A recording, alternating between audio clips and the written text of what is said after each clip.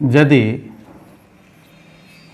180 रुपये में 30 पेन मिलता है तो 8 पेन का क्या है कि यदि 180 रुपये में 30 पेन मिलता है तो 8 पेन का कॉस्ट क्या हो जाएगा। वही सवाल है, सेम सवाल, इसको दूसरे तरह से लिखा गया है। इसमें भी उसी तरह से हम लोग बना लेंगे कि पहले क्या फाइंड करना है यहाँ हमें, 8 पेन का कॉस्ट सेम हो जाएगा, कॉस्ट इधर लिखेंगे और नंबर ऑफ पेन इधर लिखेंगे तो क्या हो जाएगा इसमें 30 पेन का कॉस्ट बराबर 180 रुपये। तो एक पेन का निकाल लेंगे, वो सेम सवाल है और उसी तरह बना रहे हैं हम लोग, सिर्फ लिखने का तरीका अलग है। तो अब यहाँ पर एक पेन का हमें निकल गया है तो 8 पेन का हम बड़ी आसानी से निकाल लेंगे। 6 रुपीज़ एक पेन के लिए तो 8 पेन के लिए कितना हो जाएगा, 48 रुपीज़ हो जाएगा, हमारा आंसर हो जाएगा। अब मान लीजिए 8 के साथ साथ और भी दिया हुआ है कि 8 का निकालिए, 8 पेन का तो का कॉस्ट निकाल ही रहे हैं और व्हाट, यहाँ मान लीजिए 12 पेन का निकालना है, 12 पेन का कॉस्ट बराबर व्हाट, मान लीजिए 10 पेन का निकालना है, मान लीजिए 120 पेन का निकालना है।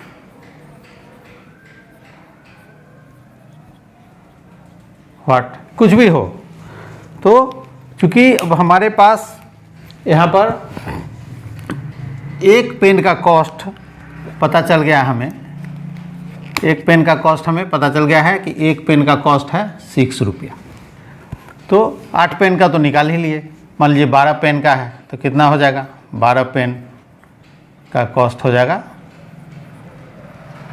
बराबर, एक का 6 है तो 12 का कितना हो जाएगा, 72 रुपया हो जाएगा।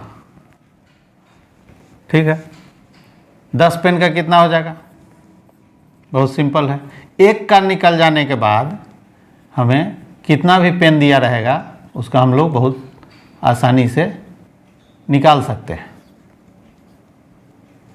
मान लीजिए 120 पेन है, 120 पेन का कॉस्ट कितना हो गया, का कॉस्ट कितना हो गया, 6 एक पेन का है तो 120 से हम लोग गुना कर देंगे, कितना हो जाएगा 720 रुपीज़। मान लीजिए 150 पेन का पूछ रहा है, 150 पेन का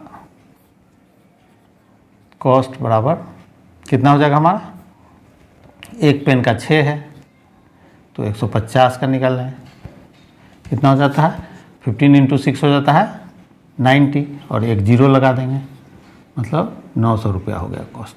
तो ये हमारा जो है ये हो गया हमारा आंसर। तो हम लोग देख रहे हैं कि एक एक नियम में यदि एक पेन का या एक किसी वस्तु का मूल्य यदि हमें निकल गया या जो भी दिया हुआ है तो बड़ी आसानी से जितना भी दिया रहेगा उसका हम लोग निकाल सकते हैं। ठीक है, एक दूसरे तरह का सवाल इसमें हम लोग ले लेते हैं। क्या करते हैं हम, इसी का थोड़ा सा वेरिएशन ले लेते हैं कि दिया हुआ है यदि 180 रुपये में 30 पेन मिलता है तो 270 रुपये में कितना पेन मिलेगा। अब ये वाला लाइन खत्म हो गया है इस सवाल से। अब है क्वेश्चन यहाँ आ गया है कि यदि 180 रुपये में 30 पेन मिलता है तो 270 रुपये में कितना पेन मिलेगा। तो पहले वाले में क्या था, क्या निकालना था, कॉस्ट निकालना था। यहाँ क्या निकालना है हमें, यहाँ नंबर ऑफ पेन निकालना है। तो क्या बतलाए थे कि टू फाइंड जो है, जिसे फाइंड करना है उसे कहाँ लिखते हैं हम लोग, उसे लिखते हैं हम लोग राइट में, राइट साइड में लिखते हैं। तो पहले कॉस्ट को इधर लिख रहे थे क्योंकि कॉस्ट फाइंड करना था। अभी क्या फाइंड करना है, नंबर ऑफ पेन फाइंड करना है, तो नंबर ऑफ पेन को इधर लिखेंगे और कॉस्ट को इधर लिखेंगे। मतलब राइट में नंबर ऑफ पेन लिखेंगे, क्या फाइंड करना है, जो फाइंड करना है उसे राइट में लिखेंगे और कॉस्ट को इधर लिखेंगे। ठीक है, इसी बात में मेन कन्फ्यूजन लोगों को होता है। तो क्या फाइंड करना है यहाँ, नंबर ऑफ पेन, तो नंबर ऑफ पेन को यहाँ लिख दिए। चूँकि 180 रुपये में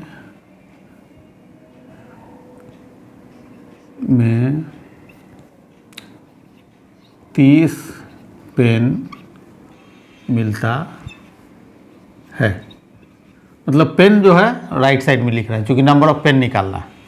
तो निकाल लेंगे कि 1 रुपये में कितना पेन मिलेगा, राइट बाय लेफ्ट करते हैं। ठीक है, तो 30 बाय लेफ्ट में क्या है 180 पेन मिलता है। तो कितने रुपए में निकालना है, 270 रुपये में। तो 270 रुपये में कितना पेन मिलेगा, तो यहाँ पर कर लेते हैं इसको 30 बाय 180 इंटू 270। ठीक है, ओके, इसमें कोई कन्फ्यूजन नहीं है। ये चूँकि एक का यूनिट का है, एक में इतना है, तो 270 में कितना होगा, तो क्या करेंगे, इस जीरो को हम लोग काट देते हैं। ठीक है, अब यहाँ पर काटने में क्या करना है, हमें क्या देखते हैं काटने में, कि इस दोनों में कौन सा कॉमन फैक्टर है हमारा। तो दोनों 3 से कट रहा है, 3 से कट रहा है, तो 3 से भाग देंगे 18 में कितना हो जाएगा 6, और 3 से इसमें भाग देंगे तो कितना हो जाएगा 9। मतलब 3 गुने 6 हो गया 18 और 3 गुने 9 हो गया 27। अब इस 6 से 30 में भाग देंगे तो कितना हो जाएगा 5। तो कितना हो गया, इक्वल्स टू हो गया हमारा 5 इंटू 9, मतलब क्या हो गया 45 हो गया। मतलब 45 पेन मिलेगा हमें, कितने में 270 रुपये में। ठीक है, 270 रुपये में हमें 45 पेन मिलेगा।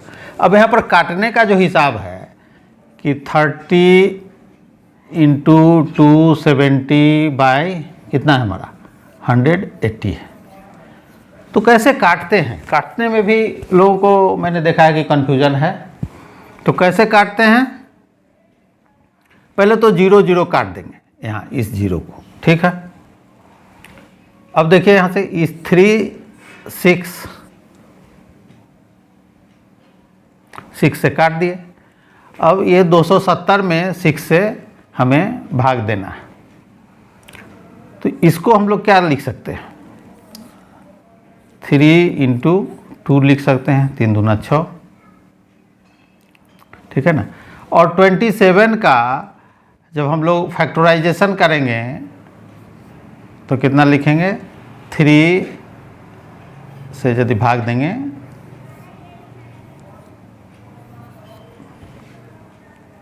या इसको, तो यहाँ हो गया हमारा, या 270 को कर लेते हैं हम लोग, 3 से यदि करेंगे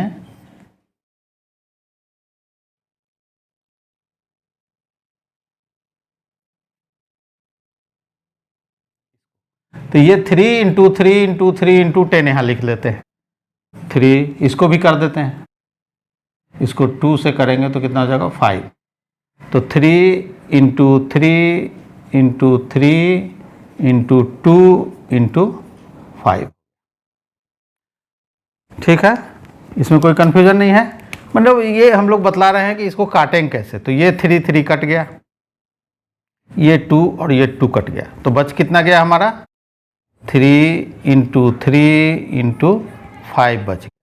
तो कितना हो गया 3 इंटू 3 9 और 9 इंटू 5 हो गया 45। तो इसका आंसर हो गया यहाँ 45 हो गया। ठीक है, यहाँ हम लोग और कर, बस ये इसी फैक्टराइजेशन के बाद इसको हम लोग काटते हैं। यहाँ पर हम लोग क्या देखेंगे कि इस दोनों में कौन सा कॉमन है। दोनों 3 से डिविजिबल है, तो इसको 3 से डिवाइड कर देंगे तो 2 हो गया, इसको 3 से डिवाइड कर देंगे तो 90 हो गया। अब 90 को 2 से डिवाइड करेंगे तो कितना हो जाएगा, 45 हो जाएगा। तो यहाँ भी हमारा 45 आंसर आ रहा है और यहाँ भी 45 आंसर आ रहा है। 45 पेन है, या यहाँ पर 45 पेन है। तो ये काटने का जो किस तरह से हम लोग डिवाइड करेंगे, काटेंगे, इसको भी हम लोग ध्यान रखेंगे। ठीक है, इस वीडियो में बस इतना ही। फिर मिलते हैं अगले वीडियो में फिर से यूनिटरी मेथड के और एग्जाम्पल के साथ। तो वीडियो देखने के लिए बहुत बहुत धन्यवाद।